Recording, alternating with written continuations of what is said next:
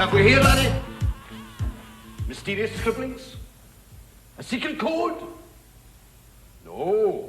Poems, no less. Poems, everybody! The laddie reckons himself a poet. Money, get back. I'm all right, Jack. Keep your hands off my stack. New car, caviar, four-star daydream. Think I'll buy me a football team. Absolute rubbish, laddies. Get on with your work. Repeat after me. An acre is the area of a rectangle whose length is 1 furlong and whose width is 1 acre. We don't need no education. Ok. Bon bah, on accueille Adrien pour la première séance. Ok. Tu vas nous parler de la sphère de Poincaré. Oui, d'homologie. Sphère d'homologie de Poincaré. Ok. Donc on a décidé de vous parler de cette trois variétés en particulier pour l'ouverture de ce groupe de travail trois variétés, parce qu'elle a plusieurs intérêts. Déjà historiquement, elle n'est pas toute jeune, elle a été découverte par Poincaré au début du XXe siècle. Et me semble-t-il, en fait, il l'a exhibé comme contre-exemple à une de ses idées, qui était, il avait l'impression que toute sphère d'homologie entière, c'est-à-dire toutes trois variétés qui a la même homologie qu'une trois sphères usuelles, était homéomorphe à la sphère. Donc en fait, il exhibe une certaine variété, il construit une certaine variété. C'est pas la construction que je vais donner ici de cette variété. Donc là, dont il montre que le groupe fondamental n'est pas trivial, donc ce qui implique en particulier que ce n'est pas homéomorphe. Un poil plus fort. Ok. Beaucoup plus fort. Un gros poil plus fort. Ok. Donc il construit cette variété et il montre que son groupe fondamental n'est pas trivial, ce qui implique en particulier que... C'est vrai? Bon, beaucoup plus. Ok. D'accord. Ok. Donc, il construit ces trois variétés et il montre que son groupe fondamental n'est pas trivial. Donc, ce qui implique déjà que ce n'est pas homéomorphe à la trois sphères usuelle. Et après, il arrive avec, en présentant le groupe fondamental de cette variété, en tout cas c'est comme ça que moi je vais faire ici, à démontrer que l'abélianisé de ce groupe fondamental, lui, est trivial. Ce qui implique que c'est une sphère d'homologie. C'est un théorème classique de topologie que l'abélianisé du groupe fondamental est le premier groupe d'homologie de cette variété. Donc, comment ici je vais construire cette variété de Poincaré, cette sphère de Poincaré? Je vais recoller les faces d'un dodécaèdre régulier. Donc voilà un dodécaèdre régulier sur cette image. Et la vue, on peut déjà donner une idée de comment on va recoller ces faces. Pour commencer, je vais donner les mensurations en fait, du dodécaèdre. C'est-à-dire que je vais juste lui demander ses propriétés fondamentales, combien il a de sommet, combien il a d'arêtes, combien il a de faces. Et je vais les laisser au tableau, parce qu'on va avoir besoin de ces données-là plus tard pour calculer pour calculer par exemple la caractéristique de la variété de Poincaré. Donc ici on peut compter ou on peut faire un petit argument combinatoire pour remarquer qu'il y a exactement 20 sommets. Donc, je vais noter P déjà. Est-ce que vous voyez ici ou... Non, du coup. Je vais peut-être le mettre là. P, le dodécaèdre.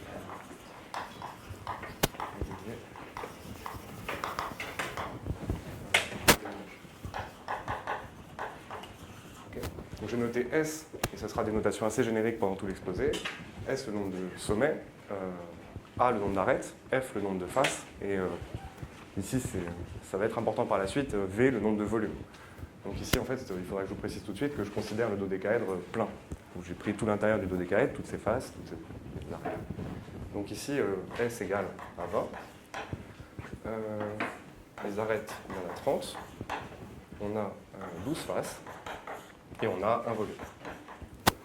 D'accord? Donc voilà pour la présentation du dodécaèdre. Et maintenant, je vais vous montrer grâce à une vidéo comment on va enlever le bord en fait, de cette boule. Hein, c'est une boule topologique.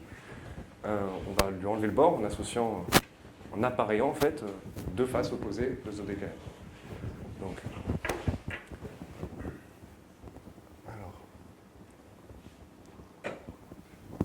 ça fait beaucoup de bruit. C'est pas bon, généralement. Ça fait beaucoup de bruit.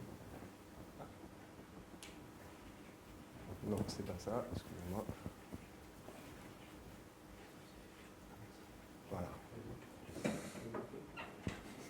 marche pas? Si? C'est vert. Il y a vraiment des goûts très étonnants cet ordinateur. Mais c'est pas censé être vert. Ici, ce n'est pas vert. Tu montes quoi là? Là, je monte les recollements des faces. Donc les appareillements des faces que je vais faire pour identifier. Enfin, je vais définir en fait la variété de points carrés comme étant pseudo-décaèdre, où j'ai identifié les points sur des paires de faces opposées. Ok. D'accord. Et là, en fait, je vais donner, sur la vidéo, on va pouvoir voir quelles sont les identifications de ces faces opposées. D'accord. Donc en fait, comment ça se passe? Bon, là, ça tourne gentiment. Ça devrait s'arrêter. Donc vous voyez, on se passe sur une des faces du dodécaèdre et on identifie tous les points de cette face à celle de la face opposée en effectuant une translation de la face et en tournant après d'un angle de pi sur 10. Ouais. Et un dixième de tour pour faire matcher en fait les deux pentagones qui sont les angles. C'est quoi les points qu'on voit à l'intérieur? Elles sont derrière. Ah, c'est l'ombre, oui, c'est l'ombre. Alors déjà, je devrais remercier tout de suite Nicolas de m'avoir prêté cette vidéo, et Anne d'avoir fait un joli dodécaèdre, que Olivier a fait les mains, et Jocelyn de les avoir faites, bien sûr. Non, mais voilà, tout le monde, il y en a pour tout le monde. Non, mais Adrien, quand tu dis que tu fais tourner de je sais pas quoi, t'as une manière un peu canonique de le faire. Oui, enfin, du coup, si tu mets une orientation sur R3, tu te places sur le haut du dodécaèdre, tu vois une face en bas, ok, et tu tournes relativement à cette orientation de vraiment 2 pi sur 10. Déjà, les faces, elles sont dans des plans parallèles, c'est ça que tu dis? Oui, Donc elles sont dans des plans parallèles et elles sont... on les translate et on les tourne. Voilà, et donc si tu la tournes, tu... Excellent. Donc ça donne une identification. Mais simplement, vous, pourquoi pi vous ne spécifiez pas effectivement la mesure de l'angle? Pourquoi celle-ci alors? Pourquoi ton Alors en fait, c'est ça en fait. on va regarder toutes les mesures possibles, juste à titre culturel pour l'instant. Ouais. Parce que ça tombe pas comme ça. Hein. Non, effectivement. Oui. Mais là, c'est vraiment la vidéo qui est claire. Ils sont dans deux plans parallèles et le milieu de ces mecs-là, ils sont sur une droite qui va couper les plans orthogonalement. Ouais. Mais a priori, ça reste un quotient topologique, on n'a pas besoin de... Là, c'était plus pour éclairer le point, mais ça reste une identification des faces opposées topologiquement. Donc, bon. Au final, j'ai deux pentagones et je trouve un homéomorphisme des deux qui préserve la structure de pentagone, en fait, c'est tout. Mais là, c'était juste vraiment pour illustrer le propos. Donc, Oui, c'est ça.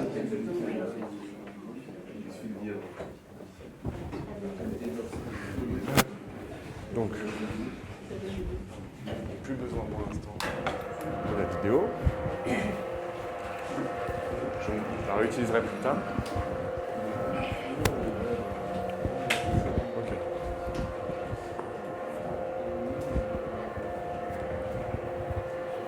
Donc ici, quand j'ai imprimé une rotation d'angle pi sur 10 dans l'identification des deux faces opposées,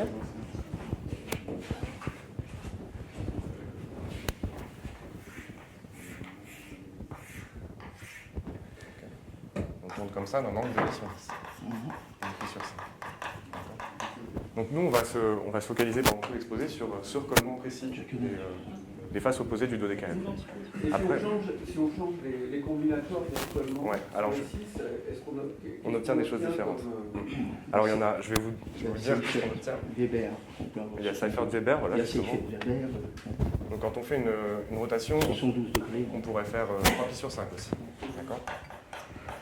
On pourrait aussi faire moins pi sur 5, même moins 3 pi sur 5, et on pourrait enfin faire pi sur pi, tout court.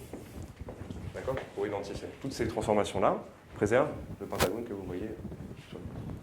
Donc nous, ici, on va vraiment se focaliser ici, mais à titre culturel, je vais vous dire... Pi, pardon. Oui, attends. C'est pi sur... Oui, pi, ça marche pas, t'as raison. Attends, on tourne. Pi sur 5. Alors, ouais, c'est combien ? 72 degrés. 3 pi sur 5, vas-y, c'est... Ok, ouais. 160. Ça marche pas pile. Voilà, j'ai tout en fait, non? Je suis parti de là, je vais là, je suis parti de là, je vais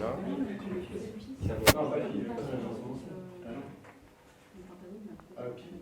Attends. Si? Si pi. Marcher, parce c'est que le temps si t'es pas dessus quand tu fais. Mais là, si, parce que si je fais en fait 2 dixièmes de tour de plus, ça va le faire. C'est bon, non?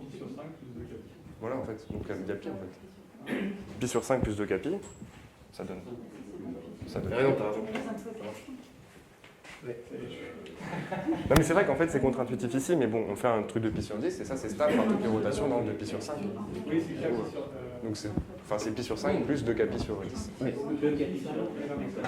Du coup il y a pi. Pi sur 5 plus 2 capi sur 10. Et donc capi.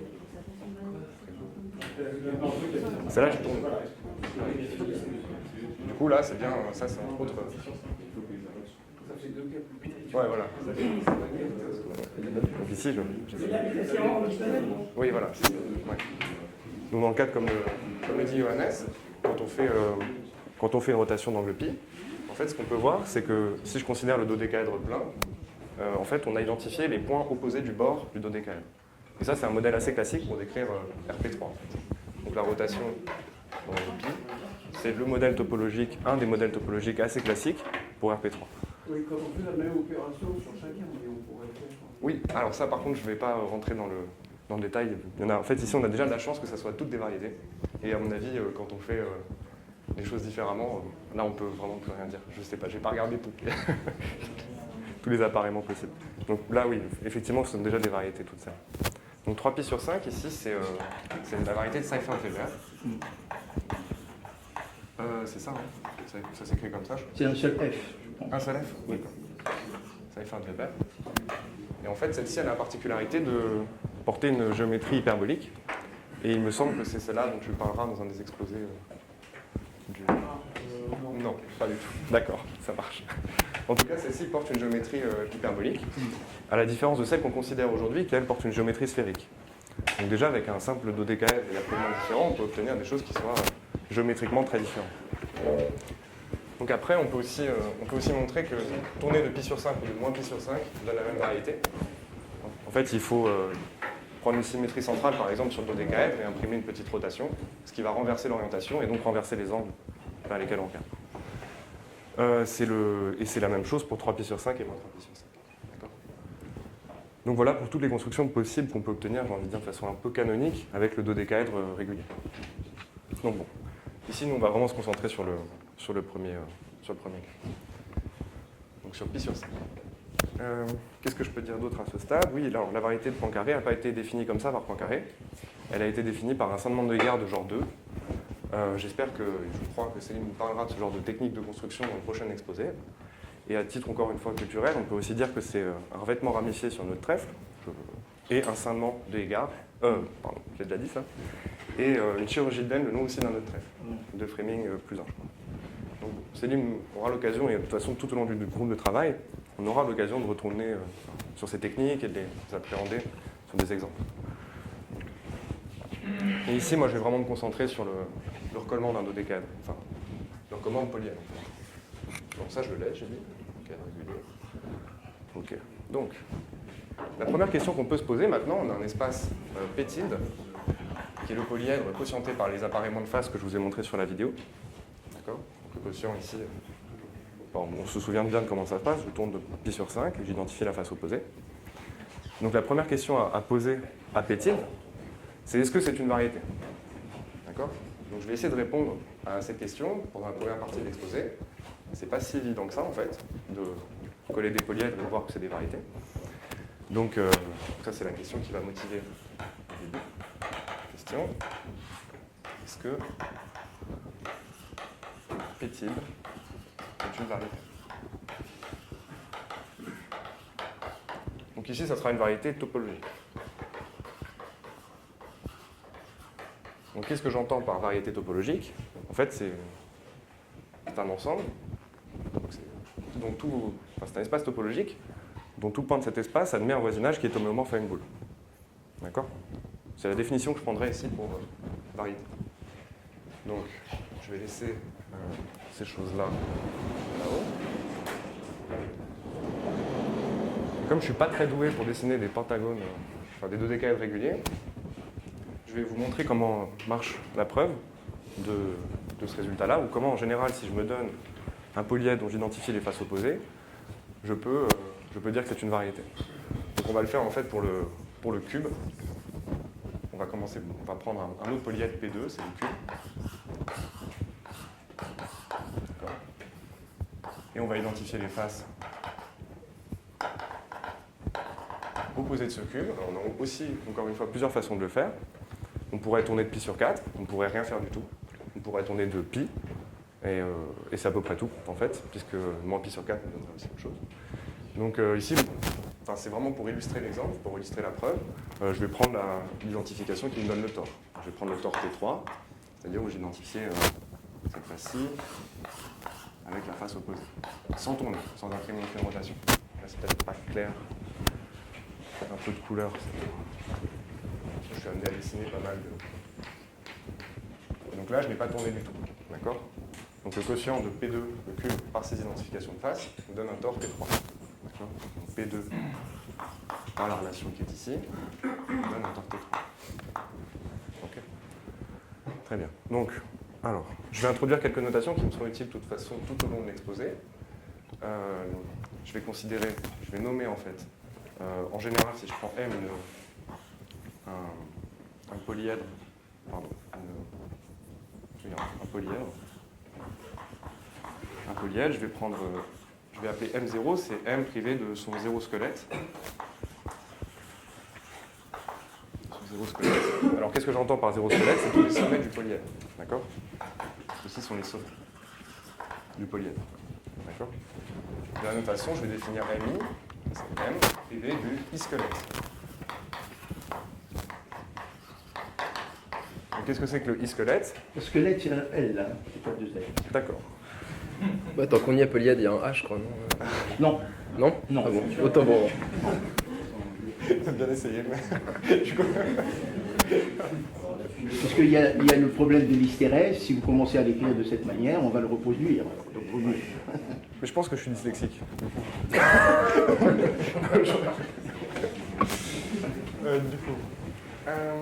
Donc,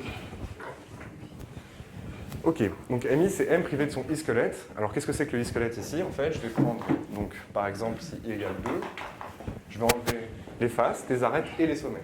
Je vais enlever tout le squelette qui est plus petit que le deux squelettes effectifs.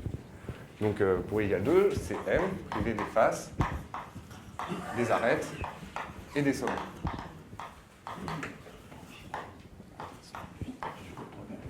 Et du coup, pour I égale à 1, ça sera M privé juste des points et des sommets. Donc je vais montrer que, successivement, en fait, que tous les points des MI admettent des voisinages qui sont des boules. D'accord? Donc, ici, je vais commencer par un point de M2. D'accord? Donc un point de M2, en fait, il est exactement dans le cube.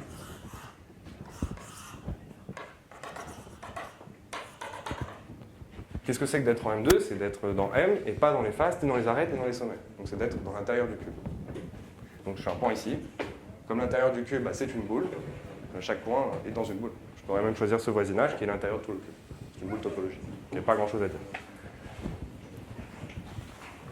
Maintenant, si je prends un point qui est dans M1, du coup, c'est un point qui est sur une face.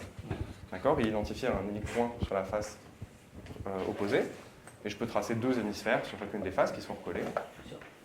Et dont l'union me fait une boule qui est bien un voisinage du point sur la face. D'accord? Donc il n'y a pas de problème pour les points de M2. Donc c'est OK pour les X dans M3 et pour les X dans M2. D'accord? Maintenant on va prendre X dans M1 privé de M2. Donc sur une arête, mais pas sur un sommet. Par exemple, celui-ci. Donc c'est ici. Et on va regarder s'il y a des contraintes ou pas à être une variété déjà au niveau des arêtes. En fait, il ne va pas en avoir, et pour ça, j'ai besoin d'introduire une autre notion, qui est la notion de cycle d'arête. Donc, c'est l'ensemble des arêtes qu'on ne peut pas distinguer dans le quotient, là-haut. C'est-à-dire que, par exemple, dans ce cas ici, cette face-ci est identifiée avec, dans le cas du tore, avec les identifications. Cette face est identifiée avec son opposé. Et donc, cette arête va être envoyée sur cette arête. D'accord ? Okay.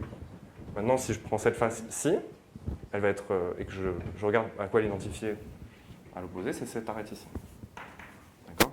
Et de la même façon, cette arête, quand je prends la face qui lui est adjacente, mais qui n'était pas la première, elle va être identifiée à celle-ci. D'accord? Donc ça, c'est ce que j'appelle un cycle d'arêtes. C'est toutes les arêtes qui, au quotient, ne forment qu'une arête. D'accord? La préimage de ça. Donc qu'est-ce que c'est que maintenant un voisinage du point X, ici? Donc c'est... Le point X, il est présent dans toutes ces arêtes, au quotient. Donc un voisinage dans le quotient, bah, c'est une union de voisinage de petits de secteurs angulaires, en fait.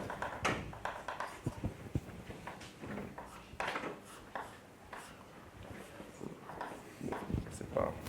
Donc là, il y en a 4, ici.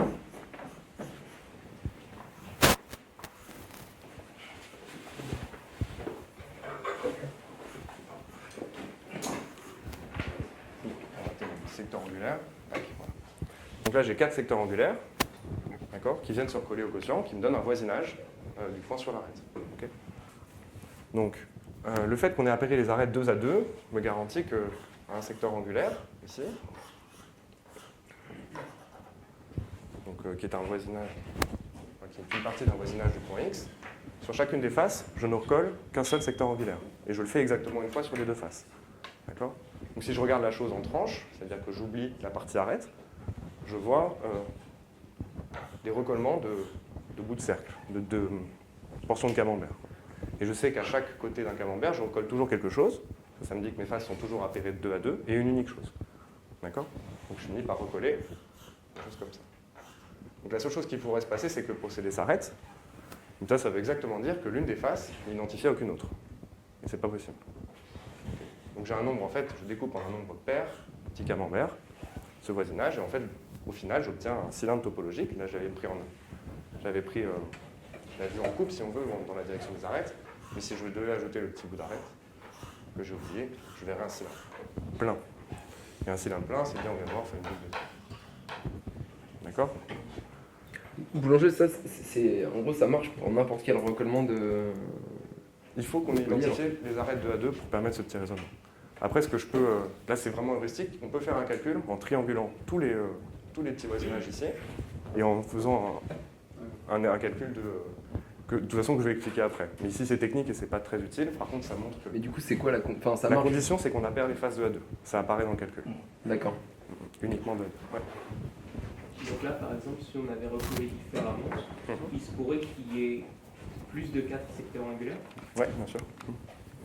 Mais c'est pas grave, tu recolles autant de fois que tu veux. Ou moins d'ailleurs, enfin, c'est pas, Ou moins, ouais. c'est pas forcément pair. Les classes d'arrêt, il peut y avoir un pair de... Oui. Oui, c'est vrai en fait, ça n'a rien à voir avec la parité. Non, t'as raison. Non, c'est vraiment le seul truc dont j'ai besoin ici, c'est de dire qu'à chacune des faces de ce secteur angulaire, je vais bien recoller quelque chose et une unique chose pour permettre ce petit raisonnement. Après, c'est vraiment une heuristique. Si vous voulez vraiment le faire, on peut trianguler le voisinage de façon assez canonique ici, en prenant une arête comme ça, en prenant ce triangle ici, et à calculer la caractéristique de l'air du truc qui revient. Et ça donne ce qu'il faut. En fait. Comment ? Bah, tu pourrais avoir un cycle d'arêtes, par exemple, qui ne contienne que 3 éléments. Donc ça, c'est un autre... je vous présente tout de suite une autre variété, qui est rigolote, celle-là. Donc c'est un autre recollement du cube, dont les cycles d'arêtes n'iront que 3 par 3. Par ailleurs, dans le cas du dodécaèdre, enfin de la sphère de points carrés, ils ne vont aussi que 3 par 3. Mais là, si par exemple tu tournais, donc tu identifiais les faces opposées, mais en imprimant une rotation de pi sur 4, ok ? Non ? Tu prends la face opposée, tu tournes de pi sur 4. Pi sur 2, pardon, pi sur 2, oui. Pi sur 2. Ok, donc on va prendre par exemple cette arête-là, elle va être envoyée sur celle-ci, d'accord ? Et en regardant la face adjacente, tu vas l'envoyer sur celle-ci, et celle-ci revient sur celle-là. Là, j'ai bien un cycle de 3 arêtes. Ok ? C'est plus simple que de le voir dans le cas du dodécaèdre, mais de toute façon, je vous montrerai avec des vidéos comment ça se passe après. Ok, donc maintenant on a traité le cas des points. Le cas des points qui sont sur les arêtes. Il nous reste à faire le cas des sommets. Et là, en fait, il n'y a plus d'arguments généraux pour dire que c'est une variété. Et de tels recollements ne sont pas toujours des variétés, en fait. Et donc on peut le faire à la main, si on veut, en enlevant un sommet, en enlevant les sommets. Donc, dans le cas d'un tore, par exemple T3, ici, tous les sommets sont identifiés par les appareils de face. Et donc il ne nous reste qu'à regarder ce qui se passe au voisinage de ce sommet particulier. Donc qu'est-ce que je fais pour ça? J'enlève j'enlève un voisinage de chacun des sommets. Donc, voilà. Bon, je vous laisse imaginer ce que ça fait partout, je le fais une fois en bas. D'accord? Et j'aimerais montrer que ce que j'ai enlevé, c'est une boule. D'accord? Donc comment on fait ça? C'est un truc... il faut y penser, mais c'est pas... Donc ça, le voisinage, si j'ai appelé S le sommet que je vais retirer, S c'était mon sommet, et j'appelle V de S un voisinage de ce sommet. Et maintenant, je fais la remarque suivante. Je dis que ce voisinage V de S est une boule, si et seulement si le bord du voisinage est une sphère. Donc il y a un sens qui est facile. Si je suis une boule, alors mon bord est une sphère. Et la réciproque n'est pas compliquée. Dans le cas présent, il suffit que je prenne des voisinages de plus en plus petits, enfin de plus en plus proches du sommet. Ça me donne une structure de cône en fait, dont le sommet est je ne sais pas comment on appelle ça dans un cône, et dont la base est une sphère. Et en fait, un cône sur une sphère, c'est une boule B3. Ce que je dis, c'est qu'un disque, on a l'analogue en dimension 2, c'est celui-ci. Un disque, c'est un cône sur le cercle. D'accord ? Les cercles dégénèrent tous à l'origine. Donc voilà pour la remarque. Et donc si le voisinage est donc le bord du voisinage est une sphère, et ça encore c'est équivalent où la caractéristique de l'air du bord du voisinage est égale à 2. D'accord ? Donc en fait, on a le voisinage étant une surface, il y a une caractéristique de l'air et il détermine complètement. Le genre détermine complètement la surface. Donc ici, qu'est-ce qu'on doit faire en fait pour calculer donc cette caractéristique de l'air? On doit recoller les 8 petits triangles qui étaient issus des sommets, en regardant comment ceux-ci sont collés. Ça va me donner un type combinatoire et calculer la caractéristique de l'air. Donc la caractéristique de l'air, je rappelle, pour une surface, c'est la caractéristique de l'air du bord. Du bord de... Ah oui, pardon, excuse-moi. Du bord du voisinage. Merci.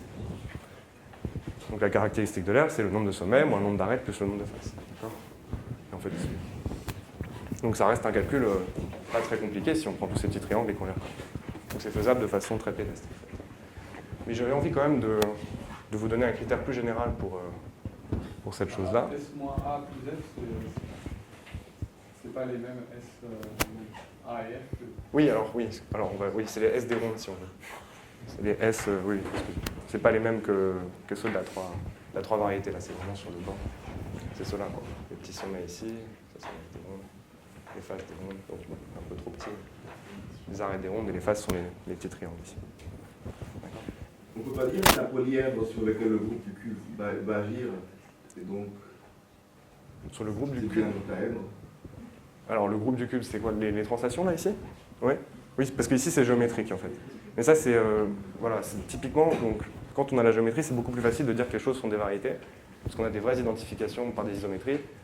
Et qui Juste combinatoire, le groupe ouais. doit être une symétrie directe du cube Ouais. qui agit sur le polyèdre. Ok. Et ça, tout ce que tu dis, c'est que ça implique que c'est une sphère? Ça implique que c'est un octaèdre quelque part. Ouais, ok. Mais c'est vraiment dans ce cas particulier, oui. Ah, Je comprends pas du tout le bord. Le cube. là, c'est parce que c'est trop symétrique. Ouais, il y a Non, mais de toute façon, c'est pareil. Oui. Mais je pense que l'idée de regarder, de trouver toutes ces symétries, c'est aussi de dire qu'on a compris que c'est quasiment aussi dur que de coller les tétraèdres, quoi. Ok. Je vais remonter là-haut.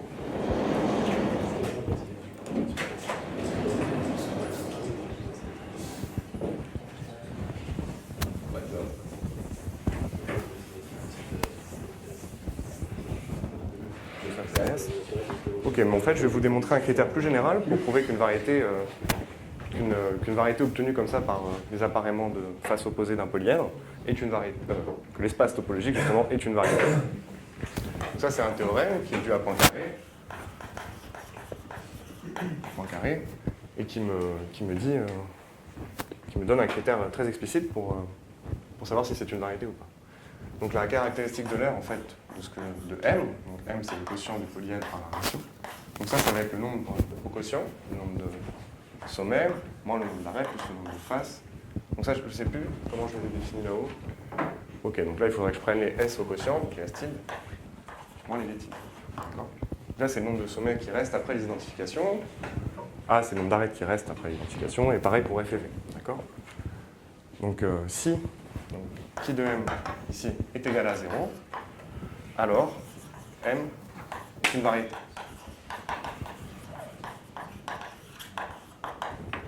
Donc il y a un sens qui est facile dans ceci élément ci. Si machin, bon, alors M est une variété et en fait la réciproque est un corollaire de la dualité de Poincaré. Si je suis une variété tout du moins orientée, alors sa caractéristique de l'air est nulle en dimension 3. Parce que j'ai identifié l'homologie de dimension 1 avec celle de dimension 2 et celle de dimension 3 avec celle de dimension 4. C'est une équivalence? C'est une équivalence, oui. Mais le côté dur, c'est si qui de M égale à 0, alors c'est une variété. Le côté, de l'autre côté, en fait, c'est une application de la dualité de Poincaré. Voilà, pour ceux qui savent. Moi, ce qui m'intéresse, de toute façon, c'est que c'est une variété. C'est ce sens-là. D'accord? Donc. En fait, il n'y a pas vraiment besoin de la dualité de Poincaré. Ah oui? La triangulation duale, peut-être? Non, c'est juste qu'à un moment donné, tu veux que ça force les caractéristiques de l'air à être plus grandes que 2. Tous les i qui est plus grande que 2, et du coup, tu n'as pas le choix. Enfin, à moins de, là, ça, quand ouais. tu vas calculer ça, tu vas faire un ouais, je vais faire un caractéristique de l'air des bords. Oui, dans la preuve, de toute façon, on a l'équivalence. Ah oui, oui. Les caractéristiques à être plus grand que 2. Oui, oui, oui. Alors dans la preuve que je vais faire, on va voir l'équivalence. De toute façon, je ne raisonne que par équivalence. Mais je veux dire comme ça, en tout cas, c'est le sens qui m'intéresse moi après. Donc, on aurait pu tout de suite comprendre l'autre sens par un argument de dualité. Bon, c'est ce que je voulais dire. C'est pas grave. Ok. Donc, comment on va faire en fait pour prouver ce théorème? Donc, je vais avoir besoin d'un peu plus que ce que j'avais la dernière fois, c'est-à-dire que j'ai pris mon polyèdre et je vais devoir maintenant le trianguler. Parce qu'à un moment, je vais avoir besoin d'utiliser le fait que c'est une triangulation. Donc, affiner, là, vous voyez, on a une décomposition qu'on appelle CW complexe, mais au final, c'est que des sommets sur lesquels on a recollé des arêtes, sur lesquels on a recollé des faces et après un volume. Et en fait, si j'affine ce découpage combinatoire de ma variété en une triangulation, je ne vais pas changer la caractéristique de l'air. Donc, ce que je vais calculer dans ce cas-là sera exactement le même que dans le cas d'une triangulation. Donc, dans le cas de la variété de Poincaré, la sphère d'homologie de Poincaré, je vais vous exhiber une triangulation, puisqu'il y a des problèmes en règle générale pour savoir si les variétés sont triangulables ou pas. Donc, je vais vous donner une triangulation de la sphère de Poincaré. Donc, en fait, je vais juste le faire au niveau d'une face. D'accord ? Et ici, ça sera le centre du...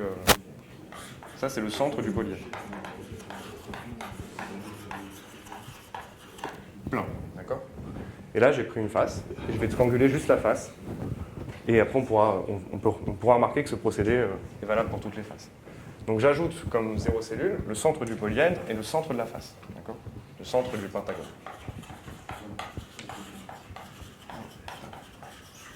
Okay. Qu'est-ce que j'ajoute ? Donc ça, je les avais déjà, celles-ci. Maintenant, je trace des arêtes du centre vers tout, du centre du pentagone vers tous les sommets, et des arêtes du centre du polygone vers toutes les 1 cellules que j'ai sur la face. Et après, je reprends les tétraèdres du coup qui m'intéressent ici, ce sont ceux-ci. C'est-à-dire que je vais mettre les faces qu'il faut. Donc là, désolé, je vais faire passer dessous. Et je vais mettre les faces qu'il faut maintenant ici, c'est-à-dire celle-ci, celle-ci et celle-ci, et le volume qui est là pour compléter ma triangulation. D'accord ? Donc j'ai bien triangulé assez gratuitement, en tout cas, le dodécaèdre régulier. Et en fait, on peut remarquer que cette triangulation passe au quotient, c'est-à-dire qu'elle va, quand je vais identifier cette face avec l'opposé, je vais bien identifier arête sur arête, puisque j'ai envoyé ce point-là sur ce point-là, et donc cette arête sur cette arête. Donc je n'ai pas touché aux arêtes, et ça me permet de définir une triangulation au quotient. D'accord ? J'ai triangulé sur toute la variété, de telle sorte à ce que ça soit compatible avec les identifications que j'ai faites sur les faces. Donc j'ai une triangulation de ma variété au quotient. D'accord? Ok. Donc maintenant on peut supposer M égale à P triangulaire.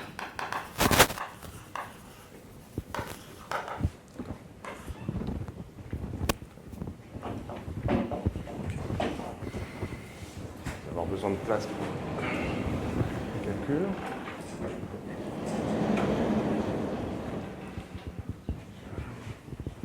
J'ai pas envie d'effacer ça. Je vais quand même le faire.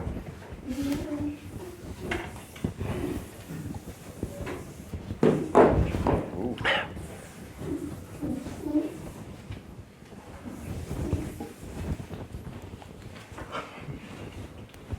Bon, je reprendrai les notations s'il faut plus tard.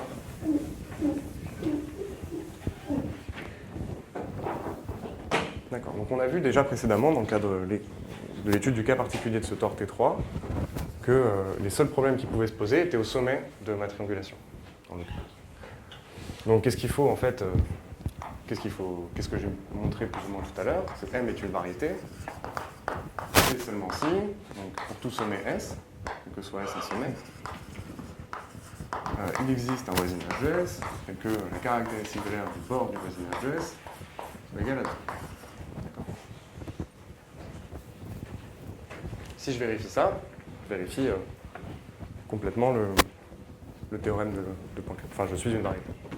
Ok. Donc maintenant, ce que je vous fais la remarque suivante, c'est que si je prends S, une surface topologique, qu'est-ce qu'il y a? Quelqu'un s'est moqué.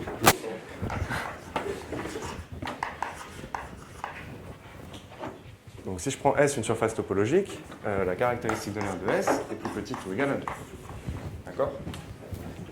Donc demander en fait que pour tout sommet la caractéristique de l'aire soit égale à 2, donc maximale au sens suivant, c'est aussi demander que la somme sur S sommet, les caractéristiques de l'aire du bord du voisinage de S, soit égale à 2 fois le nombre de sommets. Cette égalité est vérifiée, alors elle est vraie pour tous les termes de la somme, puisque j'avais cette égalité ponctuelle précédente. D'accord? Donc maintenant, le jeu, ça va être d'extraire la combinatoire de la variété M à travers celle des voisinages de tous les sommets. Et d'appréhender en fait les effets de faire un peu de dénombrement et de combinatoire. Donc comment on fait ça? Je vais commencer par prendre un sommet S. Et je vais tracer deux tétraèdres pour vous donner l'idée de comment marche le lien entre cette caractéristique de l'aire et celle de la 3 variétés. Donc là, je vais peut-être prendre un peu de couleur. Ça va piquer. Ok, je vais faire là parce que je vais faire des gros tétraèdres, sinon on ne voit rien. Sommet, donc. C'est pas tout à fait une somme sur les sommets du polyèdre, c'est une somme sur les classes de sommets. Ah oui, je suis désolé, oui. Pardon. Oui. Excusez-moi, c'est tous les types. Pardon. C'est sur les voisinages de S type. J'ai tendance à confondre beaucoup trop ce qu'il y a en bas et ce qu'il y a en haut. N'hésitez pas à me dire. Comment? Il y a un S type qui est un sommet, il y a un S type qui est un... Là, pour le coup, je pense que tout est S. Mais là, on regarde vraiment au quotient. Les 3 S-types désignent un sommet et les 3 un. Ah oui. Ah oui. Ok. D'accord, ok. Ok. Ouais. Du coup, bon, est-ce que c'est gênant? Sinon, je prends une autre notation. On va prendre, je sais pas, le cardinal de S, par exemple. Comme ça, c'est peut-être plus clair. Le nombre de sommets. Non? Pas du tout? Bon. Sigma. Hein? Sigma. Merci beaucoup, Arthur. Ah, du coup, il faut. Donc, les S. Ou alors, je prends sigma sommet plutôt parce que j'avais introduit S. J'avais déjà mis S, du coup, c'est un peu dommage. Je vais reprendre pour que ça soit un peu cohérent encore. Je suis désolé. Donc, ici, sigma, c'est un sommet. Ok. Là, c'est mieux. Okay. ici sigma est un sommet. Ok. Dites-moi s'il y a quelque chose qui est pas clair, hein, du coup, c'est parce que comme je suis un peu embrouillé dans les notations, si vous voulez que je rappelle. C'est vrai. Ok. Donc je continue du coup. Donc en fait je vais prendre le cas de 2 tétraèdres pour commencer. Donc là pensez à une tente pour la visualisation, c'est pas forcément.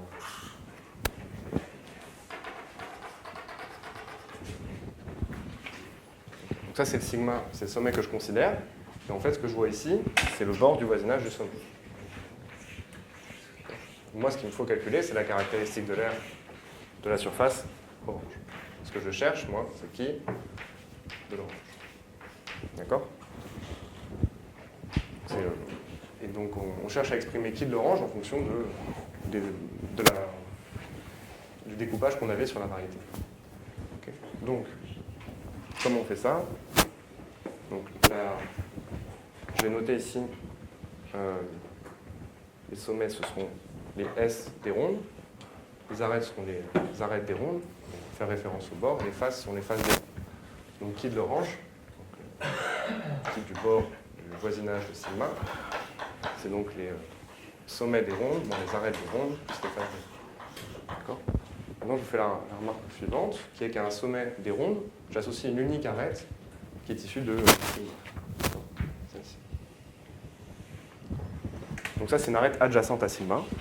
Et elle est en bijection, elles sont toutes en bijection avec les sommets de des rondes. Donc ça, je vais les noter les arêtes sigma adjacentes. D'accord? J'ai une bijection entre ces deux quantités, entre ces deux zones. Donc, on peut faire exactement la même chose au niveau des arêtes. Il va manquer de couleur. Ici, elles sont en bijection. Je vais peut-être prendre celle-là, c'est plus pratique. Donc ça, c'est une arête des rondes. Et là, elles sont mises en bijection avec les faces issues du sommet S ayant pour base cette arête.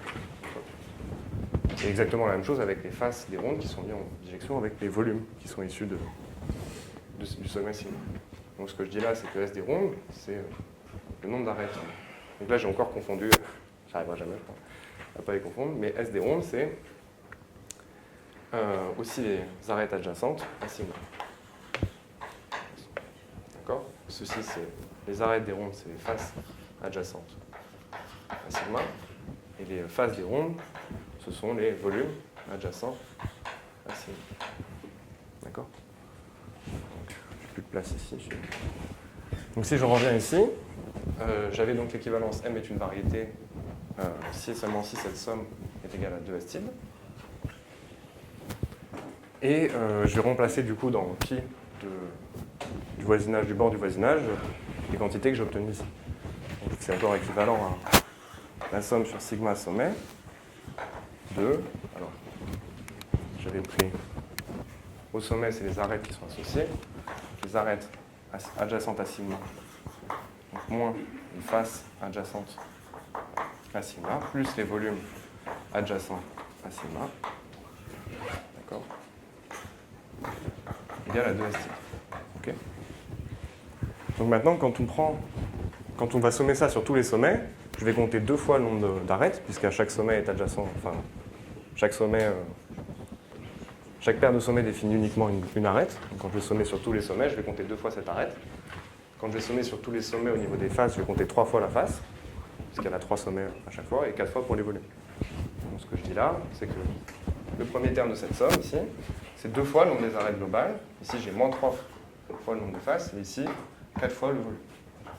Ça, c'est égal à 2 S tilde. Donc ici, c'est des tildes, parce qu'on est au quotient. D'accord? Est-ce que c'est clair?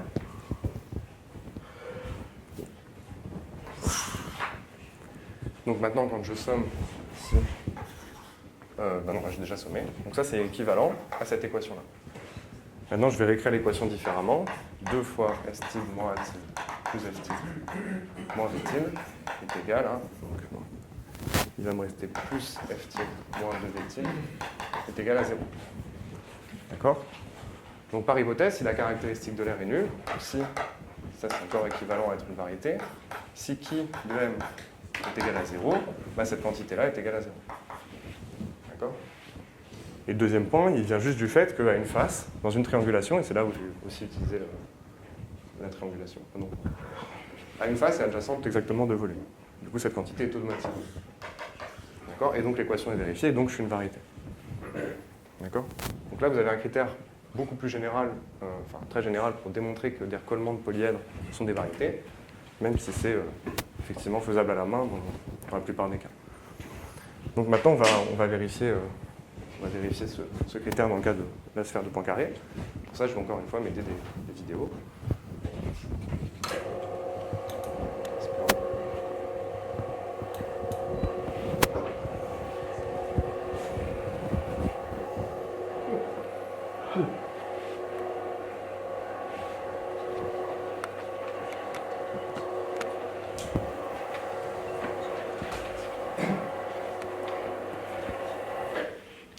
Ok, ça ne marche pas. Ça va venir, oui.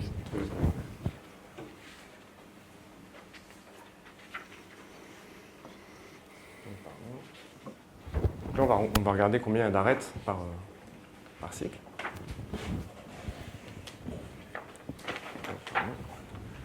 Là, ici, par exemple, donc, par l'identification de face, on regarde par quoi est envoyée une arête à chaque fois et on tombe sur un cycle de 3 arêtes. Donc le nombre d'arêtes au quotient, bah, c'est le nombre d'arêtes qu'on avait initialement. Ici, là-haut, j'ai laissé, c'était 30.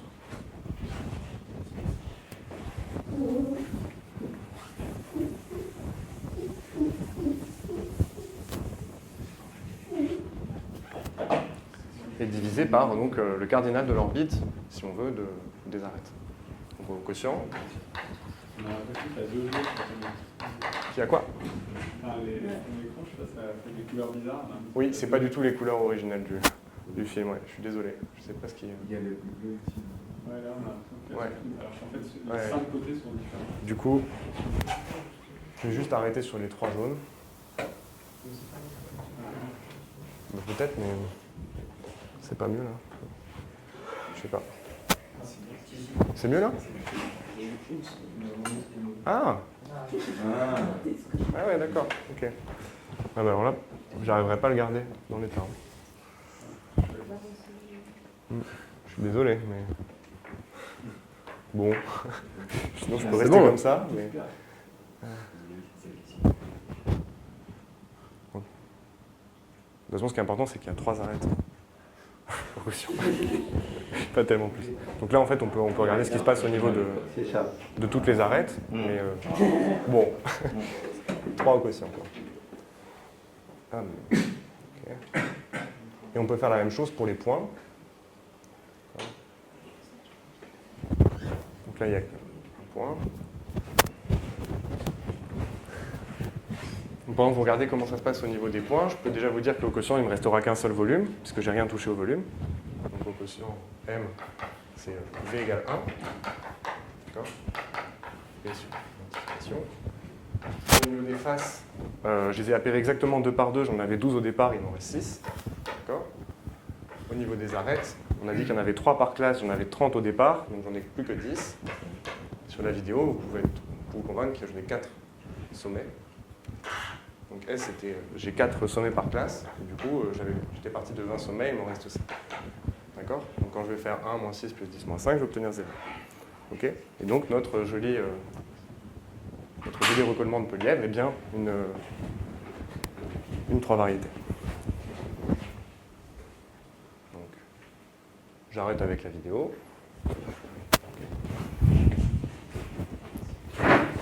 Continue. Et je tiens ce truc-là.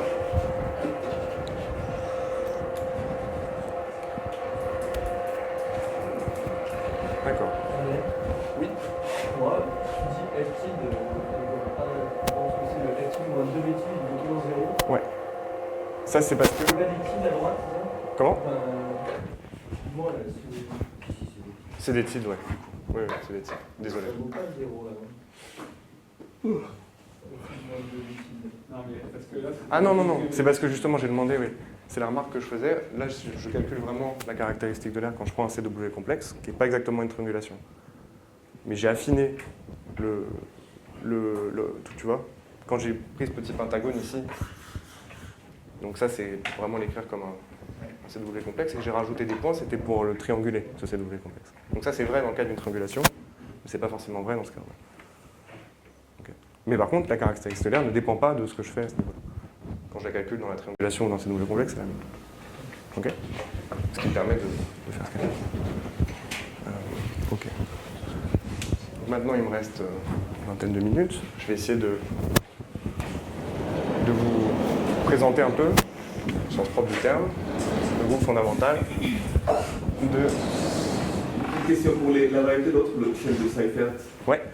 Il y a combien de sommets à la fin? Je sais pas. Mais je sais. En tout cas, je pense qu'on peut... Non, je sais pas. T'as fait Nicolas, tu sais? T'as oublié aussi.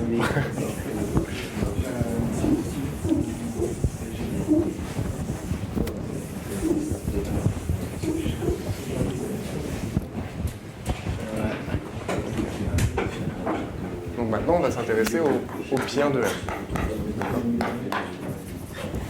En fait, on va essayer de donner une recette assez générale pour avoir le pi1 d'une 3 variétés qui est donné par l'ercollement des phases d'un polymère.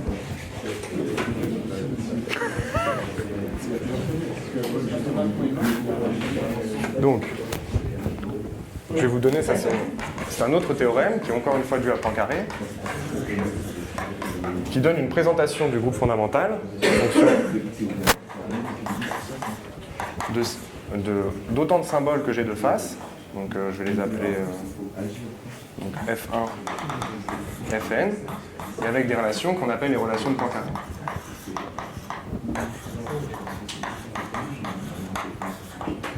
D'accord? Donc les symboles Fi, ils correspondent aux paires de faces.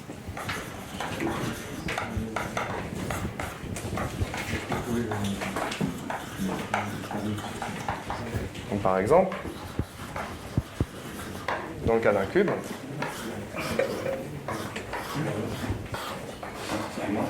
oui. Le pi1 de quoi dans le théorème là? Pi1 de M. Ouais, mais là.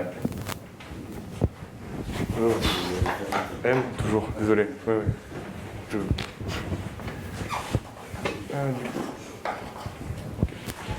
Donc par exemple, dans le cas d'un cube dont on a appareillé les côtés opposés exactement pour ce que ça donne un tore, ici j'ai 3 générateurs qui seront en fait les lacets suivants.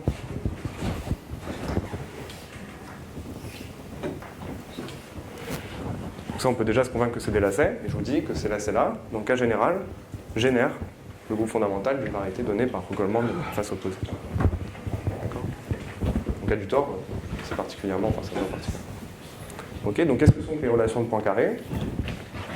Donc en fait, elles viennent des cycles d'arrêt dont je vous ai parlé tout à l'heure. Et je vais vous montrer comment ça marche sur le dodécaèdre que quelqu'un a au fond, si je peux l'avoir. Merci. Là, je vais juste vous montrer quelle est la recette pour obtenir les relations qu'on a entre les mots. Et après, je vais tenter de vous donner une idée de preuve de pourquoi c'est vrai, si j'ai le temps. Donc ici, on part par exemple de la face de l'arête qui est entre A et E, d'accord, qui est cette arête-ci. Et je vais regarder son image par A, d'accord. Donc elle va être envoyée sur A', ici, inter, donc là c'est pas facile, il faut tourner de pi sur 5, inter C', d'accord. Donc l'arête qui était entre A et E, A et E, elle va être envoyée par l'arête qui est entre A' et C'. D'accord? Donc, bon, il faut vraiment se convaincre avec le truc de comment ça marche. Mais là, j'avais A et E. Donc, je tourne de pi sur 5, pour vous, c'est comme ça. Et donc après, je regarde ce qui se passe de l'autre côté, et A' est là, et C' est là. Je tombe sur une nouvelle face, et je vais continuer le procédé. Donc, je vais regarder ce qui se passe de l'autre côté, et je vais regarder où est-ce que l'arête est tombée, à côté de quelle face l'arête est tombée. En fait, je garde l'information de la face sur laquelle je pose mon arête au départ, je prends la face adjacente à celle-ci, je prends l'opposé, et je l'identifie avec encore la face à côté. Ça va me donner un mot. D'accord? Donc ici, je crois que ça s'arrête très vite. Ici, c'est donc C inter F, et c'est envoyé sur... ou inter E. Oui, ça s'arrête tout de suite, je crois. interrepris, mais c'est renvoyé sur E inter A. Par le petit procédé que je vous ai montré là. On comprendra mieux dans la preuve pourquoi ça marche comme ça. Donc le mot associé ici, donc là j'ai utilisé A. Ici j'ai utilisé, donc pour aller de C' à C, j'ai utilisé C-1. Et de ce côté-là, pour aller de E' à E, j'ai utilisé E-1. Donc la relation de Poincaré associée à ce cycle d'arête, d'accord, qui est une arête au quotient, et le mot A, C-1, E-1 égale à E. D'accord. Donc vous avez... Ouais. Donc vous avez autant de relations. Ouais, d'accord, ok. Je suis vraiment pas doué en fait pour ça. Je vais mettre un grand E, ça vous dérange pas trop. Non. Ah, mais un 1 pour Ouais, non, bon. Mais un 1 avec Comme ça. Mais un pour le nôtre. Appelle le numéro 1. Bon, d'accord. Donc vous avez autant de relations que vous avez de cycles d'arête en fait. Adrien, tu peux expliquer pourquoi ta formule dans ta procédure, elle dit que ce mot-là, il est... Ah bah c'est ce que je fais après. Là je vous donne la recette, donc, du coup ça vous présente le groupe fondamental, je vous dis que c'est... au moins voilà, après, une fois qu'on a une présentation du groupe fondamental, on peut travailler un peu de façon algébrique pour obtenir la propriété qui nous intéresse vraiment, c'est-à-dire que l'abélianisé de ce groupe est trivial. Donc pour ça, on va trouver une surjection un petit peu... de façon très algébrique qu'on ne comprend pas forcément. J'ai beaucoup essayé de la comprendre, j'ai pas du tout réussi, vers A5, et on va travailler encore un peu plus pour montrer A5 il est simple. Et on va dire que c'est un Z2 revêtement de A5. Bref, on fait de l'algèbre et on finit par dire, en travaillant un peu, que l'abélianisé de ce groupe est trivial. Donc on a le caractère sphère d'homologie, puisque l'abélianisé du pi1, je le rappelle, l'abélianisé du pi1 d'une variété, c'est l'homologie de cette variété à coefficient dans un domaine. D'accord. Donc là, j'ai une sphère d'homologie entière. Mais ça, c'est un travail d'algèbre que je ne ferai pas ici. Et voilà. Mais c'est pour vous dire que modulo ce théorème, on a une vraie variété et on a aussi le caractère qui nous intéressait sur cette variété, qui est d'être une 3 sphères d'homologie. Maintenant, je vais essayer de vous démontrer ce théorème. Et en fait, je vais vous le démontrer dans le cas d'un exemple. Oui. Donc là, il va y avoir une relation pour chaque cycle d'arête. Oui. Donc il y en aura 10 qui sont tous des mots de longueur 3. Ouais, c'est ça, exactement.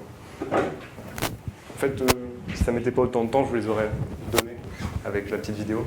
Mais baisser, remonter et tout. Si vous voulez, enfin, si je te montrerai.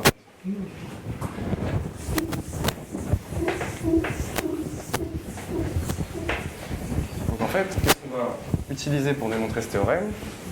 On va utiliser un autre théorème, ça arrive souvent, qui est le théorème de Van Kampen. Pour cela, donc, je vais...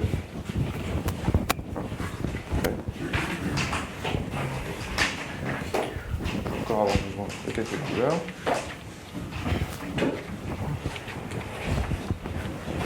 Donc je rappelle le théorème de Van Kampen. Le théorème... Il me donne en fait une expression du pi1 de l'union de deux ouverts en fonction du pi1 de chacun des ouverts et l'intersection des pi1. Donc ça se formule comme ça, si je prends U, V, des ouverts, connexes par arc, tel que U inter V, soit ouvert c'est sûr, mais connexe par arc.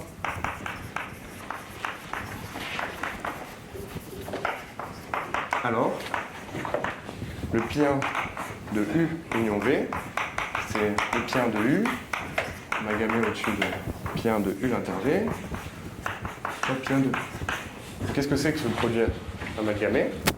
C'est juste dire que les lacets que je regarde d'un côté dans U, je les identifie aux lacets dans V par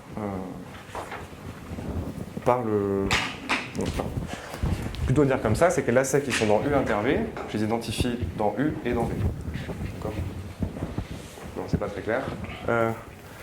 Bon, de toute façon, je n'ai pas vraiment besoin de la formule sous cette forme-là. Je vais vous donner déjà la décomposition qu'on va utiliser du polyèdre, et après on va regarder ce qui se passe à la main.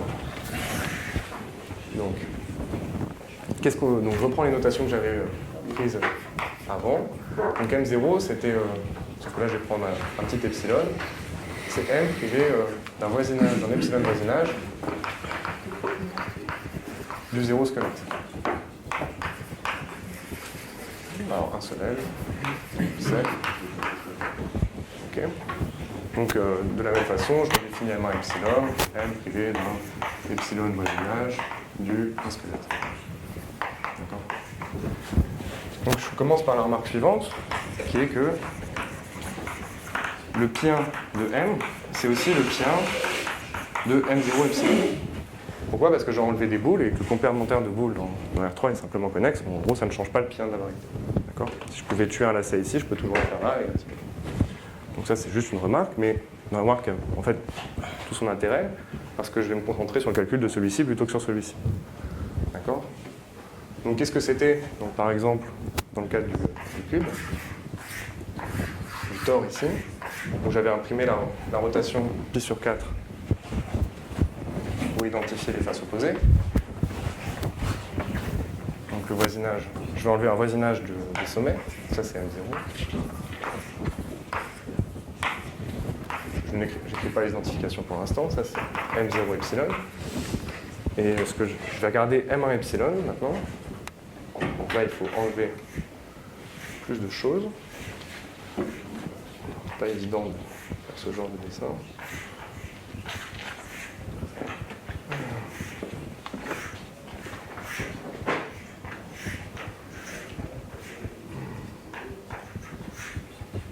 Ok, c'est pas très convaincant. Donc là j'ai enlevé toutes les arêtes. Non. Ça marche pas. Donc j'ai enlevé toutes les arêtes, un voisinage de toutes les arêtes. C'est ça que j'essaie d'exprimer ici. Donc ça c'est M1 epsilon. D'accord ? Donc M1 epsilon en fait, je peux déjà vous dire que c'est M0 epsilon. Donc je vais peut-être faire ça quand même, joli. C'est M0 epsilon, union, toutes les arêtes que j'avais envoyées ici, qui sont des cylindres, non homéomorphes, des cylindres pleins, non homéomorphes à des boules. Donc c'est des cylindres, des voisinages epsilon des cylindres, des arêtes. J'écris juste que c'est que M1 epsilon, c'est la définition en fait, des arêtes. D'accord? Donc en fait, on va appliquer successivement le théorème de Van Kampen pour trouver le pien de M0 epsilon. Non, c'est l'inverse là. Ouais. Ouais. Donc pour le trouver, le pien de M0 epsilon. D'accord? Donc déjà, on peut se demander quel est le pien de M1 epsilon. Le pien de M1 epsilon, donc je vais vous faire par analogie dans le cas d'un tore. M1 epsilon, c'était. J'ai enlevé toutes les arêtes, donc tout ce qui était de codimension 1. Et si je devais le faire dans le cas d'un tore ici, ce qui est de codimension 1, codimension 2, pardon, sont les sommets. D'accord? Donc ça, c'est un tore que j'ai recollé comme ça. Donc qu'est-ce que je fais si j'enlève ces sommets-là? J'obtiens une variété. J'obtiens un tore comme ça, donc j'ai identifié les faces de A2. Et en fait, ça a le même type d'homotopie que si je les enlève de plus en plus, comme ça, comme ça, comme ça, comme ça. D'accord. Et donc au final, un bouquet de cercles. D'accord, puisque les points qui sont ici sont identifiés. D'accord. Donc ça, c'est un bouquet de cercles. Donc le groupe fondamental d'un bouquet de cercles, c'est un F2. D'accord. Ici, on peut se convaincre de la même façon, comme on a rogné tous les coins du tore, on peut l'homotoper sur un bouquet de 3 cercles. D'accord.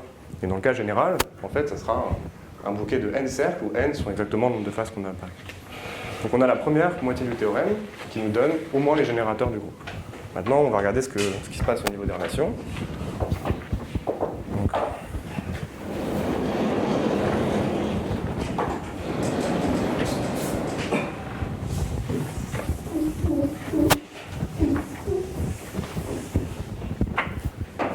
Donc là, c'est là où intervient le théorème de Van Kampen. Du coup, ce que je dis en fait, c'est que on peut déjà regarder ce qui se passe pour l'une des boules qui est là, pour un des epsilon voisinages d'une arête. Donc l'intersection de M1 epsilon avec un voisinage d'une arête. D'accord. Donc c'est d'une arête en particulier, une arête 1. Une arête 1. Donc ça, c'est un cylindre en fait. Donc vous vous souvenez, au départ, on avait des petits secteurs angulaires qui collaient. Donc ça, c'est le voisinage de l'arête, c'est l'arête qui est ici. Et on recollait tous les secteurs angulaires, ce qui nous donnait un cylindre topologique. Et maintenant, moi, M1 epsilon, ici, j'ai plus rien sur les côtés puisque j'avais enlevé des voisinages des sommets. Tout ça est parti. Et donc M1 epsilon, en fait, c'est juste le cylindre, mais cette fois qui n'est pas plein. D'accord? Je vais enlever ici. D'accord? Donc il y a dans le groupe fondamental un seul élément dedans, qui est je fais le tour du cylindre. Donc maintenant je vous demande de vous souvenir de ce que j'avais fait avec le dodécaèdre. En fait, ce que j'étais en train de vous montrer, c'était qu'est-ce que c'est que de faire un tour du cylindre dans le dodécaèdre. D'accord? Comment faire un tour du cylindre au quotient. Et donc ces éléments-là, qui sont dans le pien de l'intersection, eux sont morts, sont tués, puisque le pien d'un voisinage epsilon des arêtes est trivial. D'accord? Le pien d'un C epsilon voisinage d'une arête, lui il est trivial. D'accord? Donc quand je regarde ces éléments-là dans le pien de M1 epsilon, ces éléments-là sont triviaux aussi. D'accord? Donc, et en fait, bon, c'est exactement ce qui nous donne les relations de Poincaré. Donc on peut essayer de regarder ce qui se passe dans un cas particulier, ici. Toujours ce tore que j'ai retourné et identifié. La relation de pi sur 4. OK. Donc comment je fais ça? Comment je tourne autour d'un cylindre? Donc je pars d'ici, par exemple. Je vais ici. Alors, celle-ci est identifiée, alors c'est pas évident. Je remonte et je tourne de pi sur 4. En fait, je fais toujours le tour de l'arête orange qui correspond. Donc quel est l'élément en fait que j'ai tué dans le pi 1? C'est celui-ci, d'accord? Pour regarder que ça se recolle. Mais celui-ci, comment je peux l'écrire maintenant dans le pi 1 de M1 epsilon qui est engendré par les trois éléments du centre? Par les trois lacets qui apparaissent les faces. Bah, je vous laisse vous convaincre que je peux amener ce lacet-là, ici, comme ça, d'accord?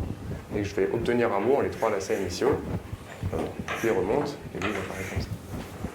Là, il doit m'en manquer un peut-être, mais voilà, l'idée c'est juste de les homotoper pour prendre le petit marqué qu'on avait au départ. Et donc ce mot-là, écrit dans le pi 1 de M1 epsilon, sera tué car il enroulera un cylindre. D'accord? Et l'application de Van Kampen successifs comme ça nous donne une relation à chaque fois et nous donne la présentation du groupe fondamental. Ok. Comment il est tué exactement? Comment je quoi? Tu prends tes trois, tu les amènes et tu les... Ce que je dis, c'est que tu as un cylindre, enfin l'intersection de M1 epsilon et d'un voisinage d'une arête, ok, c'est un cylindre. D'accord? Du coup, un lacet qui est dans ce cylindre, il meurt dans le groupe fondamental de la variété complète parce qu'il est ok, parce que le cylindre il n'a pas de pien, quoi. Du coup, maintenant, je prends ce lacet dans le groupe fondamental du cylindre et je l'écris dans le groupe fondamental de M1 epsilon. D'accord? Donc ce lacet, lui, meurt aussi dans M1 epsilon. Et ça me donne, en l'écrivant comme ça me donne une relation, quoi. J'ai écrit mon lacet en fonction des trois générateurs privilégiés que j'avais, qui sont donnés par les faces. Et lui, il ne survit pas dans le pi 1. Et ça m'écrit exactement nos trois lettres. On peut le voir, en fait, on tourne à chaque fois autour de la petite arête orange, parce que c'est ça, être dans le voisinage du cylindre. Et en fait, on peut l'écrire. Ce que tu dis, c'est quand tu prends la suite de lacet que tu as obtenu avec ta recette, là, en fait, tu arrives juste à reconstruire un mec qui fait le tour d'une... Ouais, c'est juste ça. Ouais. C'est vraiment juste ça. Voilà. Et du coup, je vais m'arrêter là, puisqu'il est largement l'heure. T'es sûr que tu veux pas nous raconter Pourquoi quoi? Enfin, pourquoi l'idée est triviale? Déjà, je ne sais pas bien le faire. Enfin, c'est vraiment... Non, mais juste l'idée. L'idée, en fait, donc, de ce que j'ai compris, tu as ton groupe présenté et tu trouves une surjection. Je pense qu'il y a... Bon, bref. Ouais. Tu trouves une surjection de ce groupe dans A5, d'accord? Qui est A5, quoi. S5 quotienté par la signature. Et comment tu fais ça? En fait, tu prends les générateurs et tu les envoies sur les rotations d'angle 2π sur 5. Quand tu as une présentation mais tu es organisé, c'est très facile. Si tu veux trouver que c'est A5 ou que c'est le relevé, le règlement de A5, je sais pas quoi, là, il va falloir bosser. Mais la bélianiser d'un pien, c'est facile. Tu regardes le générateur et les relations, juste maintenant, tu les vois comme des générations dans un groupe à venir. Donc ça te fait la question en ZL par des relations que tu peux... mais il y a des relations... Et après, c'est des opérations d'une colonne. Je dis pas que c'est marrant, mais... c'est vraiment un calcul, c'est un calcul de déterminant d'une matrice. C'est pas palpitant, mais c'est vrai que... la bélianiser d'un groupe donné par une rotation, c'est vraiment automatique. Après, reconnaître que le groupe lui-même est intéressant et puis fondamental, ça je veux bien qu'il y ait du boulot. Moi je connais pas bien, je sais pas trop comment marche ces trucs-là en général, et du coup c'est vrai que je me suis inspiré de ce que j'ai Je vu. sais pas si tu vois le groupe Non, mais c'est A et B avec les relations A carré égale 0, AB A moins 1 égale 0, je dis n'importe quoi. Pour la bélianiser, tu as les mêmes relations, juste tu les vois comme des groupes abéliens. Donc maintenant ça devient 2A égale 0, et puis A plus B plus moins A égale 0, ou B égale 0. Donc là mon groupe c'est Z sur 2Z. D'accord, mais tu auras peut-être envie quand même de montrer que c'est pas non plus un groupe trivial.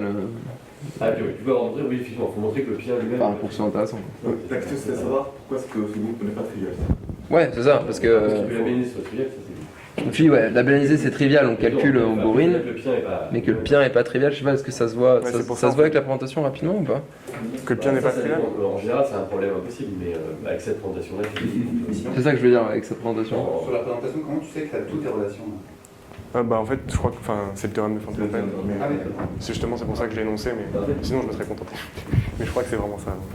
En fait, une fois qu'il a rajouté le voisinage des arêtes, la seule chose qu'il reste à rajouter, c'est le voisinage des sommets. Mais comme c'est une variété, ça c'est des boules. Et le bord de la boule, c'est simplement connexe, donc le banc open te dit que tu as changé. Ouais, c'était la remarque que j'ai faite au départ. Même si c'était pas une variété, il se passe la même chose.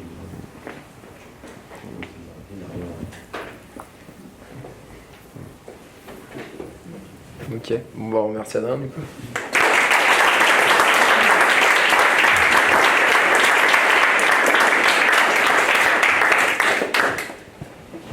Vous avez des questions peut-être? Oui, une question. Là, le théorème de Poincaré. Ah, il y en a plein. Alors c'est celui-ci? Là, juste devant là. Là, ok, ouais. Est-ce qu'il marche aussi si je recolle un polymètre où tu as tronqué les sommets? Donc cette fois-ci, tu obtiens un truc avec du bord. Bah, a priori. J'ai l'impression, vu que c'est juste la dernière étape de Van Canten. Ouais, je vois. Ouais, c'est comme si t'enlevais les boules, quoi. Donc je crois que c'est même comme ça qu'on prouve, j'ai l'impression. C'est-à-dire que t'enlèves les boules, t'envoies des sommets, tu recolles, ça tu sais faire. Après tu rajoutes les boules, comme le dit Maxime. Ou alors tu repars dès le départ que enlever les boules, ça change pas le pire. Donc je dirais que oui. Seulement si c'est une variété. Seulement si c'est une variété, oui. Alors ça, je suis pas... J'ai pas encore regardé de recollement qui ne soit pas des variétés en fait.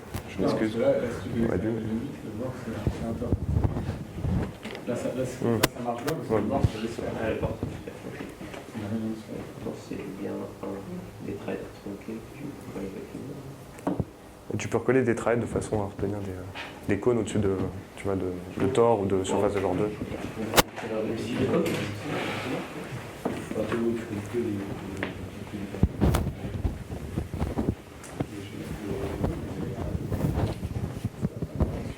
Bon.